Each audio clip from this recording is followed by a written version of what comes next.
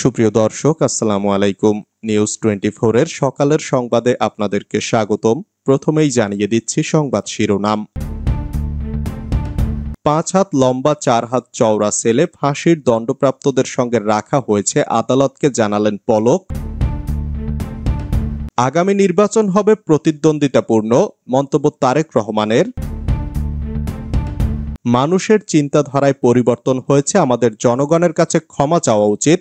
ময়মনসিংহ বিভাগীয় প্রশিক্ষণ কর্মশালায় ভার্চুয়াল বক্তব্যে তারেক রহমান। মেহেরপুরে শহীদ আবু সাইদ ক্লাবে হামলা ভাঙচুর। রাজশাহীতে ছাত্রলীগ কর্মীকে ধরে পুলিশে দিল ছাত্রদল। বাগেরহাটে টার্মিনালের নিয়ন্ত্রণ নিয়ে বিএনপির দুপক্ষের সশস্ত্র মহড়া, ধাওয়া পাল্টা ধাওয়া। শিবির রক কাটে, সেই অভিযোগ কখনোই প্রমাণিত হয়নি, মন্তব্য শিবির সভাপতির। হাইকমিশনে হামলা, সার্বভৌমত্বের উপর আঘাত, মন্তব্য নাগরিক কমিটির। এতক্ষণ শুনছিলেন সংবাদ শিরোনাম। পুরো খবর পেতে ভিডিওটি শেষ পর্যন্ত দেখুন। সর্বশেষ সংবাদ পেতে চ্যানেলটি সাবস্ক্রাইব করুন। এবার বিস্তারিত। 5 হাত লম্বা 4 হাত চওড়া সেলে ফাঁসির দণ্ডপ্রাপ্তদের সঙ্গে রাখা হয়েছে, আদালতকে জানালেন পলক। এজলাসে দাঁড়িয়ে বিচারকের কাছে অভিযোগ জানিয়ে সাবেক আইসিটি প্রতিমন্ত্রী জুনায়েদ আহমেদ পলক বলেন, কারাগারে তাকে 5 হাত লম্বা 4 হাত চওড়া সেলে ফাঁসির দণ্ডপ্রাপ্তদের সঙ্গে রাখা হয়েছে। সোমবার বৈষম্য বিরোধী ছাত্র আন্দোলনের সময় রাজধানীর শাহবাগ এলাকায় রিয়াজুল নামে এক ব্যক্তি নিহতের মামলায় সাবেক ডাক, টেলিযোগাযোগ ও তথ্য প্রযুক্তি প্রতিমন্ত্রী জুনায়েদ আহমেদ পলককে গ্রেফতার দেখানো হয়। এদিন মামলার তদন্ত কর্মকর্তা শাহবাগ থানার উপপরিদর্শক একরামুল হক তাকে গ্রেফতার দেখানোর আবেদন করেন। শুনানির জন্য আদালতে হাজির করা হয় পলককে। এ সময় পলক আদালতের উদ্দেশ্যে কিছু বলতে চান। আদালত অনুমতি দিলে তিনি জানান, কাশিমপুর হাই সিকিউরিটি কারাগারে তিনি ডিভিশন পাচ্ছেন না।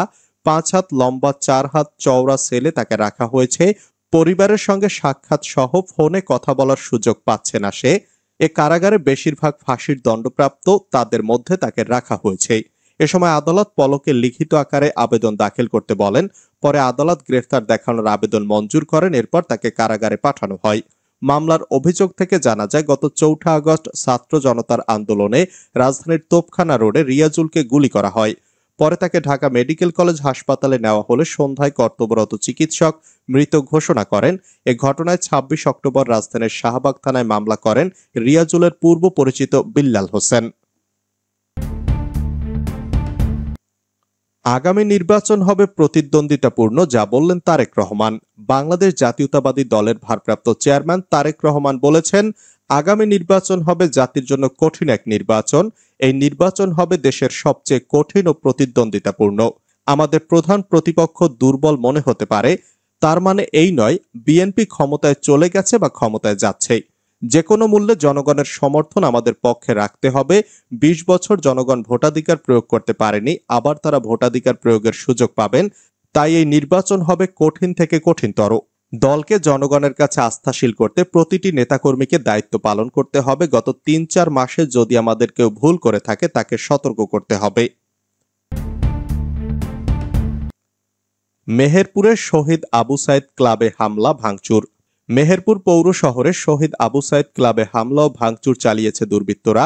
গতকাল রোববার রাতে পৌর শহরের 4 নম্বর ওয়ার্ড নতুনপাড়া এলাকায় পৌর কলেজ মোড়ে এ ঘটনা ঘটে। স্থানীয় লোকজন জানান, গতকাল রাতে একদল দুর্বৃত্ত শহীদ আবু সাইদ ক্লাবে ঢুকে ব্যানার ছিঁড়ে ফেলে ও চেয়ার ভাঙচুর করে। এ সময় ক্লাবে কেউ ছিলেন না।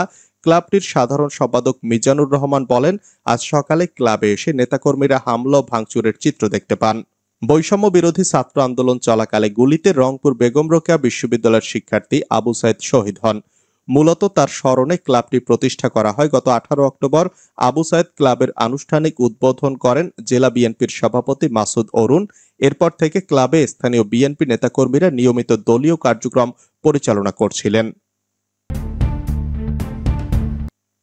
রাজশাহীতে ছাত্রলীগ কর্মীকে ধরে পুলিশে দিল ছাত্রদল।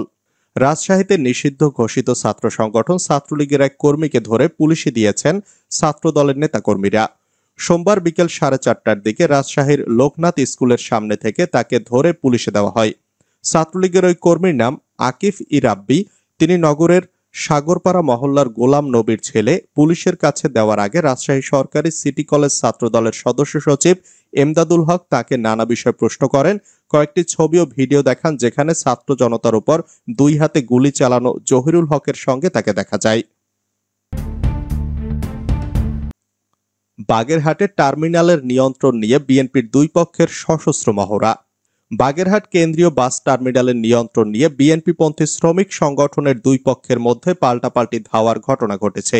সোমবার দুপুর 12:15টার দিকে জেলা বাস টার্মিনালে এ ঘটনা ঘটে।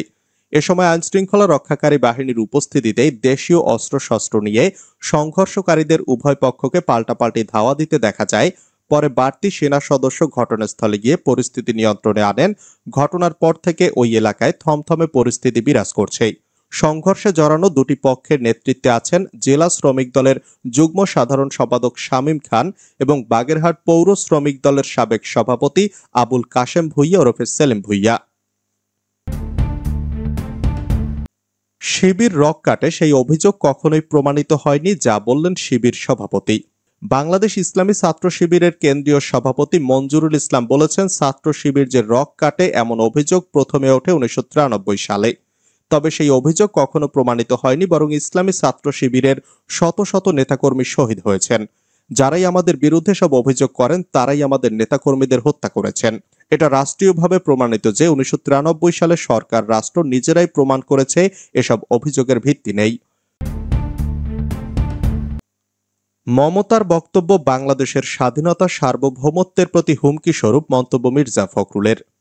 বাংলাদেশে জাতিসংঘের শান্তিরক্ষী পাঠানো নিয়ে পশ্চিমবঙ্গের মুখ্যমন্ত্রী মমতা বন্দ্যোপাধ্যায় যে বক্তব্য দিয়েছেন তা বাংলাদেশের স্বাধীনতা সার্বভৌমত্বের প্রতি হুমকি স্বরূপ বলে মন্তব্য করেছেন বিএনপি মহাসচিব মির্জা ফখরুল ইসলাম আলমগীর।